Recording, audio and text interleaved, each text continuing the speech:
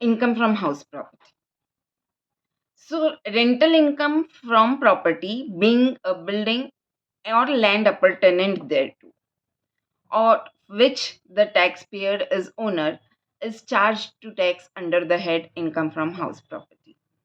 मतलब कोई बिल्डिंग और यदि उसके साथ कोई लैंड हो तो, सिर्फ लैंड नहीं लेकिन बिल्डिंग एंड बिल्डिंग के साथ यदि कोई लैंड हो और वो यदि भाड़े पे दिया गया हो तो उससे जो इनकम जनरेट होती है उसे इनकम फ्रॉम हाउस प्रॉपर्टी कहते हैं। सिर्फ लैंड है तो फिर either it will be taxed under the head income from other sources or it will be taxed under the head business or profession। जिस तरीके की इनकम रहेगी उसके मुताबिक उस हेड में वो टैक्सेबल रहेगा, उससे होने वाली इनकम उस हेड में टैक्सेबल रहेगी। लेकिन यदि बिल्डिंग है और बिल्डिंग के साथ ही यदि कोई लैंड है तो उससे जो भाड़ा मिल रहा है that is taxable under the head income from house property. लेकिन ये किसके लिए टैक्सेबल रहेगा? जब जो व्यक्ति ओनर है उसको उस प्रॉपर्टी के रेंट मिल रहा है तब वो उस ओनर के लिए टैक्सेबल रहेगा। मतलब मैंने कोई मकान भाड़े पे लिया है, I have taken a house on rent and then I am giving a part of that house on rent to someone else। तो मुझे जो इनकम मिल रही है that is not income from house property, that is income from other sources. लेकिन मैंने जिनसे भाड़े पे लिया है वो खुद मकान मालिक हैं, तो मैं उन्हें जो रेंट दे रही हूँ that is income from house property for the person to whom I am paying that rent. तो इसी तरीके से यदि हमने शॉप भी भाड़े पे दी है तो शॉप से होने वाली इनकम को भी, वो भाड़े की इनकम को हम इनकम फ्रॉम हाउस प्रॉपर्टी ही कहेंगे। मेरी जगह है, उसमें मैं मेरा बिजनेस चला रही हूँ या प्रोफेशन चला रही हूँ, तो फिर वहाँ से मुझे जो इनकम होगी उसको हम इनकम फ्रॉम हाउस प्रॉपर्टी नहीं कहेंगे। ठीक है। अब डीम्ड ओनर कौन हो सकता है?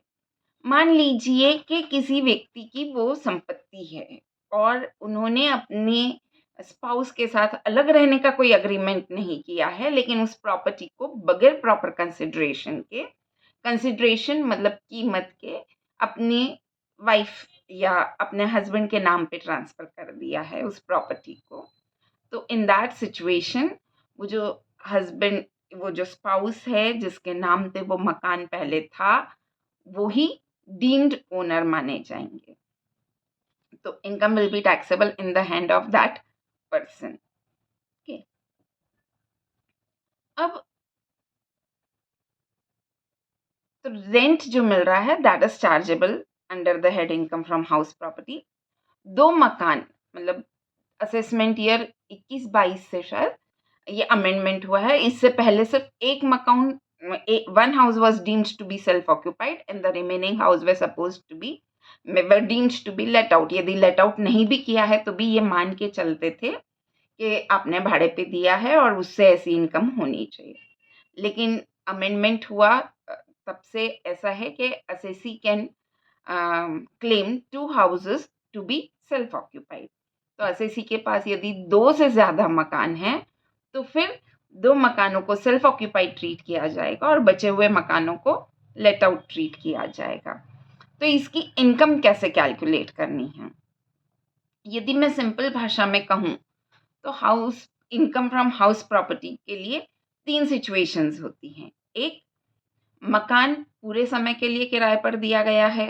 दूसरी सिचुएशन, मकान हमें देना तो पूरे समय के लिए था किराए पर, लेकिन कुछ समय के लिए हमें किराएदार नहीं मिला। और तीसरी सिचुएशन वो होती है कि part of the year it is self occupied and part of the year it is let out. कुछ टर्म्स जो इसमें तुम्हें समझनी है वो है municipal value, fair rental value, standard rent, expected rent, actual rent. फिर एक आता है इसमें स्टैट्यूटरी डिडक्शन, ओके, एक कंपोजिट रेंट। तो म्युनिसिपल वैल्यू क्या रहेगी? तो टैक्स रिकवर करने के लिए म्युनिसिपैलिटी या लोकल अथॉरिटीज हर प्रॉपर्टी को एक वैल्यू असाइन करते हैं, तो that is municipal value. Fair rental value मतलब जिस जगह पे मेरा मकान है तो आसपास कि मकानों का क्या रेंटल इनकम है, उसके बेसिस पे मैं मेरे मकान का रेंटल इनकम डिसाइड करती हूँ, तय करती हूँ, that is fair rental value.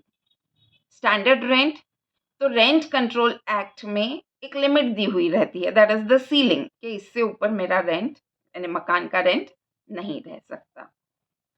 तो आपको पहले एक्सपेक्टेड रेंट कैलकुलेट करनी पड़ती है। तो एक्सपेक्टेड रेंट आप कैसे पता करेंगे, कैसे कंप्यूट करेंगे? तो first you will have to see municipal value and fair rental value, ये दोनों में से जो भी ज्यादा है that is your expected rent, but your expected rent cannot exceed standard rent. After getting this, you will have to see your actual rent and expected rent. ये दोनों का कंपैरिजन करोगे, उसके बाद फिर आओगे आप ग्रॉस एनुअल वैल्यू पे।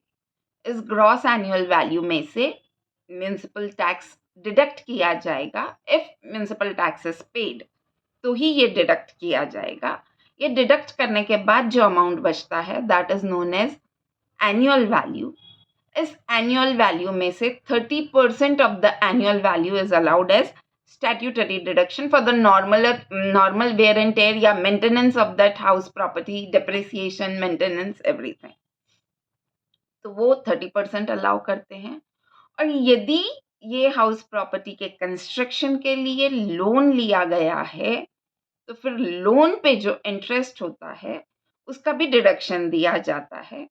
अब वो डिडक्शन देने के बाद जो भी अमाउंट बचता है that is income from house property. तो जैसे मैंने कहा कि 3 सिचुएशंस होती हैं जब भी हम मकान भाड़े पे देते हैं। तब एक सिचुएशन कि मुझे जिस दिन से रेंट पे देना था उसी समय से मुझे किराएदार मिल गया। दूसरी सिचुएशन में रेंट पे तो पूरे साल के लिए देना चाहती थी लेकिन मुझे पूरे साल के लिए या तो किराएदार नहीं मिला या कुछ समय के लिए किराएदार नहीं मिला। तीसरी सिचुएशन ये हो सकती है कि कुछ समय के लिए मैंने उस मकान को लेट आउट किया और कुछ समय के लिए उस मकान में मैं खुद रहती हूँ।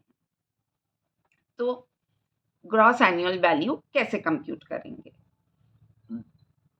सॉरी, तो जब मैं पूरे साल के लिए किराए पे दे रही हूँ और मुझे पूरे समय के लिए किराएदार मिल रहा है तो gross annual value will be actual rent और expected rent whichever is higher.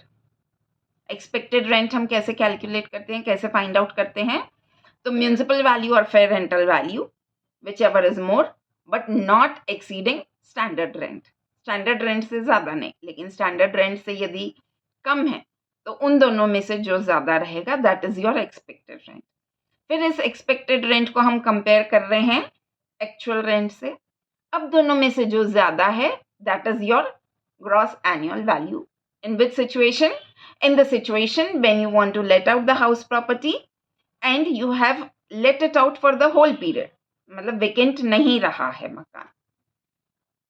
तो दोनों में से actual rent and expected rent दोनों में से जो ज्यादा है that is your GAV। Second situation, you want to let it out for the whole period but for some period it remains vacant. It is not kept vacant, it remains vacant. So in that situation actual rent is GAV in very simple language. सादी भाषा में actual rent को हम GAV कहेंगे, मतलब gross annual value. उसमें ऐसा है कि यदि आपका एक्सपेक्टेड रेंट और एक्चुअल रेंट उसको कंपेयर करना है और यदि एक्चुअल रेंट ज़्यादा है तो एक्चुअल रेंट को GAV लेना है, अदरवाइज एक्सपेक्टेड रेंट को GAV लेना है।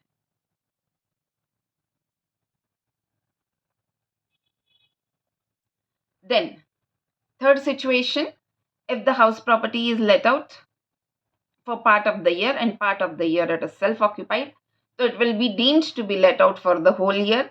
और जैसा हमने फर्स्ट सिचुएशन में GAV का वैल्यू फाइंड किया उसी तरीके से हम GAV का वैल्यू फाइंड करते हैं। तो सिर्फ सेकेंड सिचुएशन है जिसमें मकान कुछ समय के लिए खाली रहता है, सिर्फ तब के लिए जो एक्चुअल रेंट रिसीव्ड है उसे हम GAV लेते हैं। अब इसमें से म्युनिसिपल टैक्स यदि पे किया है, ड्यू है तो नहीं, लेकिन यदि पे किया है तो उसको उसका डिडक्शन देंगे and then you come to NAV. NAV में से 30% is allowed as statutory deduction. NAV का 30% is allowed as statutory deduction. और फिर यदि मैंने मकान बनाने के लिए लोन लिया है तो वो लोन पे जो इंटरेस्ट है उसका डिडक्शन क्लेम कर सकते हैं। अब ये डिडक्शन करंट ईयर का भी क्लेम किया जा सकता है, मतलब करंट जो असेसमेंट ईयर है, सॉरी फाइनेंशियल ईयर है, प्रीवियस ईयर है उसका। लेकिन मकान बनने से पहले लोन तो आप कब लेंगे? मकान बनाने से पहले ही आपको लेना पड़ेगा ना लोन। तो जो मकान बन के तैयार होने से पहले भी आपने इंटरेस्ट पे किया है लोन पे, तो उस इंटरेस्ट का डिडक्शन क्लेम होगा मकान बनने के बाद ही, उससे पहले क्लेम नहीं किया जा सकता है। लेकिन मकान बनने से के बाद आप डिडक्शन क्लेम करना शुरू करेंगे तो जो मकान बनने से पहले वाले पीरियड का आपने इंटरेस्ट पे किया है उसका डिडक्शन आप आने वाले 5 सालों में हर साल 20% डिडक्शन क्लेम कर सकते हैं। मान लीजिए आपने 1 लाख रुपए इंटरेस्ट पे किया मकान बनने से पहले, जिस प्रीवियस ईयर में मकान तैयार हुआ उसके पहले वाले प्रीवियस ईयर तक, जिस प्रीवियस ईयर में मकान तैयार हुआ उससे पहले वाले प्रीवियस ईयर तक आपने जो इंटरेस्ट पे किया है उसको हम प्री कंस्ट्रक्शन पीरियड इंटरेस्ट बोलते हैं। तो मान लीजिए कि आपने 1 लाख रुपए का प्री कंस्ट्रक्शन पीरियड इंटरेस्ट पे किया है, तो इस 1 लाख रुपए का आप कंस्ट्रक्शन कंप्लीट होने के बाद हर साल 5 सालों तक 20-20 हजार करके डिडक्शन क्लेम कर सकते हैं। वो 20,000 का प्री कंस्ट्रक्शन पीरियड का इंटरेस्ट है और जब तक आपने लोन रिपे नहीं किया तब तक का हर साल का वो इंटरेस्ट जो भी आप पे करोगे तो वो आप क्लेम कर सकते हो। अब अनरियलाइज्ड रेंट यदि है तो unrealised rent is allowed as deduction, मतलब उसको भी हम माइनस कर देते हैं। तो अनरियलाइज्ड रेंट कब कहते हैं कि भाई टेनेंट ने पूरी कोशिश की लॉफुल तरीके से रेंट रिकवर करने की, उसके बावजूद रेंट रिकवर नहीं हुआ तो उसे हम, मतलब जो नोटिस भेजनी थी, जो भी कार्रवाई करनी थी वो करके भी रेंट रिकवर नहीं हुआ, तो वैसे रेंट को हम अनरियलाइज्ड रेंट कहते हैं। तो वो आपके एक्चुअल रेंट में से उतना अमाउंट कम हो जाएगा। ये एक बात। दूसरा, अब एक था टर्म मैंने बताया था कंपोजिट रेंट। कंपोजिट रेंट मतलब मकान का रेंट, इसके साथ कुछ सुविधाएं भी दी जा रही है, जैसे फर्नीचर दिया जा रहा है या फिर इलेक्ट्रिसिटी एंड वाटर सप्लाई का कनेक्शन है उसका भी बिल लैंडलॉर्ड पे कर रहा है, तो वो पूरी चीज़ों का मिला के आपसे जो रेंट लेता है उसे हम कंपोजिट रेंट कहते हैं। तो फिर जब हम ये कैलकुलेट करना है हमें, तो वो कंपोजिट रेंट में से जो एक्चुअल हाउस प्रॉपर्टी का रेंट रहेगा उतना अलग करके उस तरीके से हमें कैलकुलेट करना पड़ेगा। अब सेल्फ ऑक्यूपाइड हाउस के लिए जैसा मैंने कहा कि 2 मकानों को सेल्फ ऑक्यूपाइड ट्रीट किया जा सकता है। तो सेल्फ ऑक्यूपाइड हाउस में एनएवी तक नील रहेगा। You won't have any expected rent, you won't be getting any actual rent, then you cannot claim the deduction of municipal tax paid. तो आपका जीएवी कुछ नहीं, एनएवी नील। उसके बाद आप स्टैट्यूटरी डिडक्शन भी क्लेम नहीं कर सकते क्योंकि एनएवी है नहीं।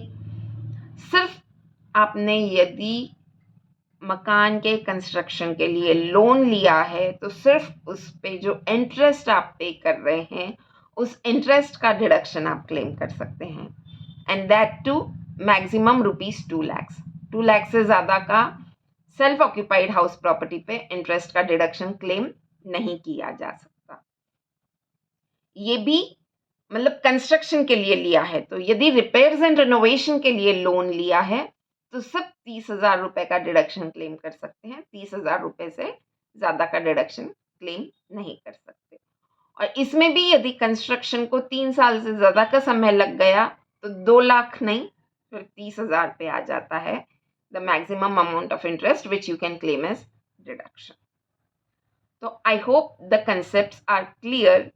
बेसिक कंसेप्ट्स आपके क्लियर हो गए हों, और इसके अलावा और कुछ इन्फॉर्मेशन आपको चाहिए तो you can definitely drop a message and I'll prepare a video for the same. This video is again prepared on the request of you students. So I hope this video proves useful to you. Thank you. Kindly share this video, subscribe the channel, and of course, give your valuable feedback in the comment section. Thank you.